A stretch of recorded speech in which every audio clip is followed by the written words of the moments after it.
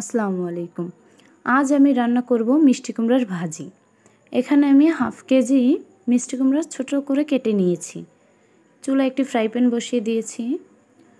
Fry প্যানে আমি half cup পরিমাণে রান্নার তেল দিয়ে দিয়েছি।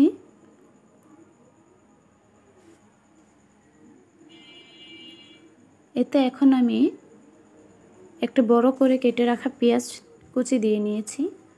পেঁয়াজগুলো আমি ভালো করে ভেজে নেব। সাথে আমি কয়েকটি কাঁচামরিচ ফালি করে দিয়েছি। এখন এগুলো ভালো করে আমি ভেজে নিব।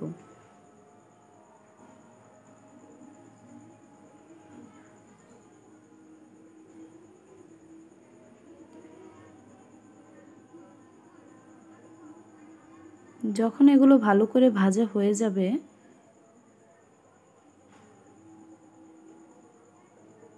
তখন এতে আমি দিয়ে দেব 1 চা চামচ আদা বাটা ও রসুন বাটা। যখন আদা বাটা আর রসুন বাটাটা ভালো করে পেঁয়াজের সাথে মিশে যাবে তখন এতে আমি স্বাদমতো লবণ দিয়ে দিব। এখানে আমি 1.5 চা চামচ লবণ দিয়েছি। আপনার স্বাদ অনুযায়ী লবণটা দিয়ে নেবেন। এরপর এতে আমি হলুদ গুঁড়া দিয়ে নিব 1 চা চামচ। দিয়ে ভালো করে নেড়ে একটু কষিয়ে নেব।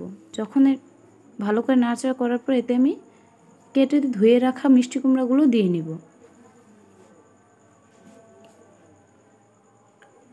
মিষ্টি কুমড়াগুলো দেওয়ার পরে ভালো করে নেড়ে দিব।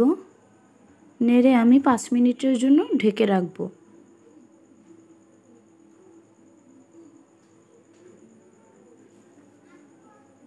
পাঁচ মিনিট পর দেখতেই পাচ্ছেন এটা থেকে হালকা পানি বেরিয়ে আসছে। আমি এই ভাজিটাতে কোনো পানি অ্যাড করব না।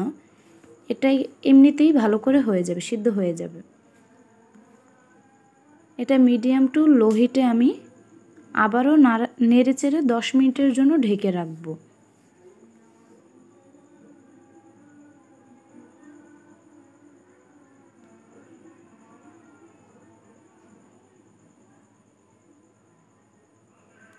দশ মিনিট পর এতে আমি কিছুটা চিলি ফ্লেক্স অ্যাড করছি। আমার একটু ঝালঝাল হলেই মিষ্টি কুমড়া ভাজিটা ভালো লাগে, তাই আমি এটা চিলি ফ্লেক্স দিয়েছি। আপনারা না চাইলে নাও দিতে পারেন।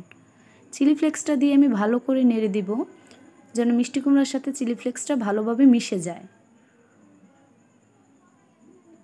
তারপর আমি আবার 5 মিনিটের জন্য ঢেকে রাখব। 5 মিনিট পর দেখতেই পাচ্ছেন এটা প্রায় সিদ্ধ হয়ে আসছে।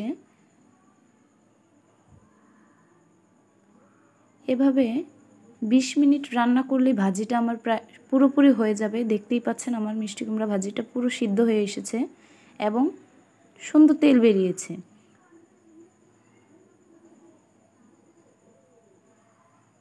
এই পর্যায়ে দেখতেই পাচ্ছেন ভাজিটা হয়ে এসেছে।